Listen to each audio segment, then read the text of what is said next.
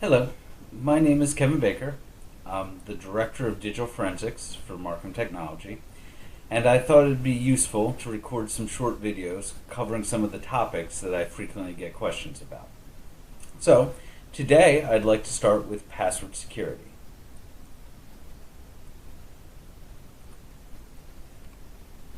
To begin, let's talk about how passwords work.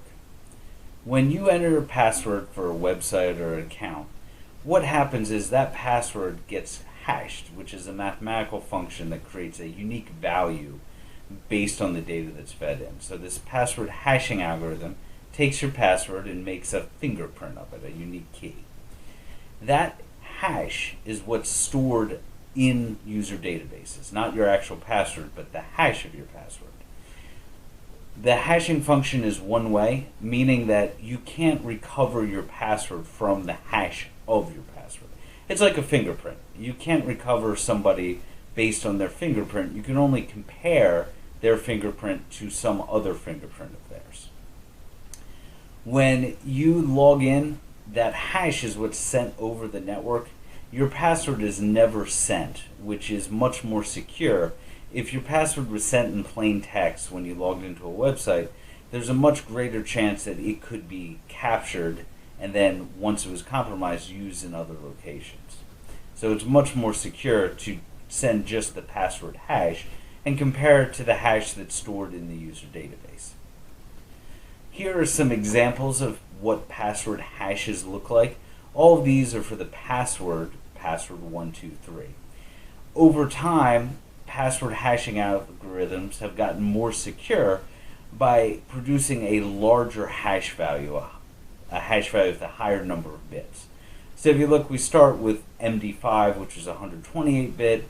That was then replaced with SHA-1, which is 160-bit.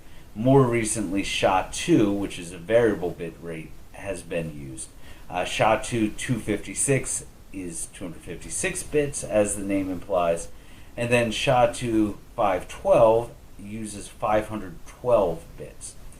And like everything else with computers, when you're dealing with passwords and encryption, everything is really just a number. So that 512-bit password hash is that 154-digit number. And that is why things are secure, simply because the numbers are so large you can't guess them. So when we talk about password security, we're generally talking in terms of how easy it is or how difficult it is to recover the password, to guess the password. So at Marcum Technology, you'll see here's an example where we're trying to recover a Windows login password, and we can try about 1.2 billion passwords every second, which seems like a lot of passwords to try every second, considering that the English dictionary only has about 250,000 words in it. But when you're talking about passwords, 1.2 billion passwords a second really isn't that much. And this is a reason why complex passwords matter. So if you have an 8-character password that is all lowercase letters, something like password. Well, password's a bad example. Password would be in the dictionary, would be found almost instantaneously. But something, a random password that's all lowercase letters, that would take us about 3 minutes to recover at that 1.2 billion passwords a second.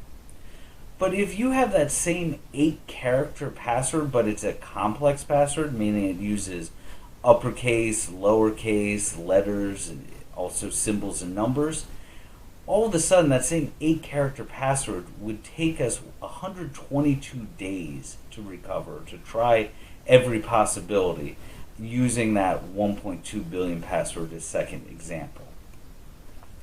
And as you add characters to a password, the difficulty of guessing or recovering that password grows exponentially. So that 8-character complex password that we talked about needing 122 days to recover has 12 quadrillion possibilities. That's 15 zeros. But a 9-character complex password has a quintillion possibilities. That's one with 18 zeros after it.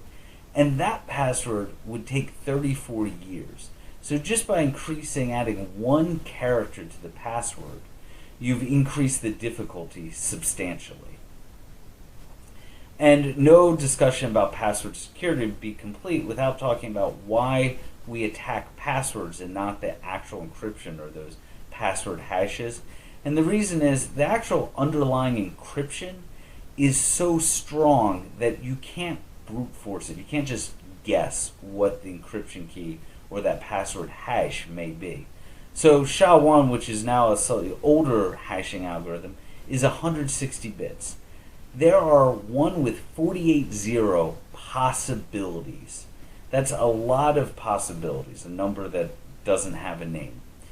If everybody on the earth, all 7+ billion people, could try a trillion passwords every second, it would still take them 6 septillion, that's 1 with 24 zeros after it, 6 septillion years to try every possible combination. People describe that in a lot of different ways, trying to show how large these numbers are, but it is the sand on the beach, the stars in the sky, any type of large grouping, whatever analogy you'd like to use. There are just so many possibilities that it takes an almost infinite amount of time, a practically infinite amount of time, to guess all of the possibilities, which is what keeps all of your data secure.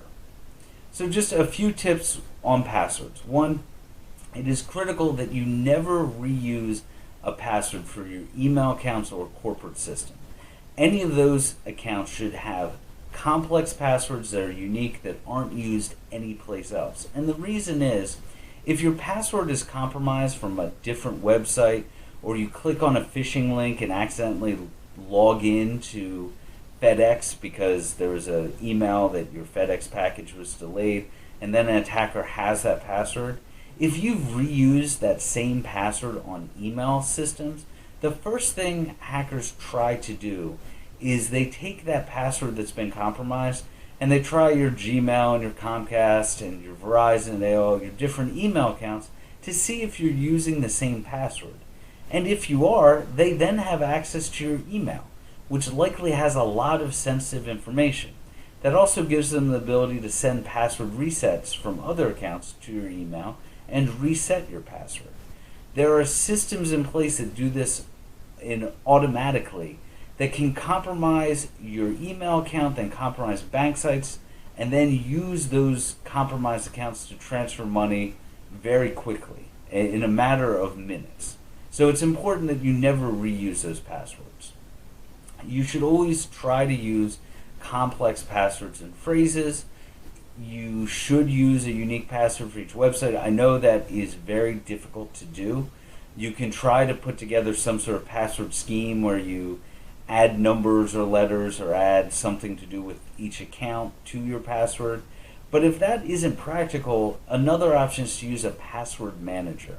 A password manager is a software that will generate unique complex passwords for each site, and then it will handle logging into each of those accounts. The only thing you need to remember is your master password, which again needs to be a complex password that you don't use anyplace else. Most websites will now let you use two-factor or multi-factor authentication. That's where you get a text on your cell phone, or you have a pop-up that you need to click on to confirm your login. Two-factor authentication greatly improves your security, because if your passwords are compromised, an attacker then needs to compromise some other device, your phone, a key fob, which makes it much more difficult. The best security systems use 3 forms. The first thing they use is something you know, like a PIN or password. They then use something you have, like your cell phone or security key, and then something that's unique to you, like a fingerprint or retinal scan. Now, most websites aren't there yet, but this is on the roadmap for the future. As a security professional, this is what we hope to get to truly secure accounts. Again, thank you very much for listening. I appreciate your time. If you have any questions, feel free to reach out or send me an email. And if you have any thoughts on a topic for a future video, add it to the comments or let me know. Again, I appreciate your time. Thank you very much.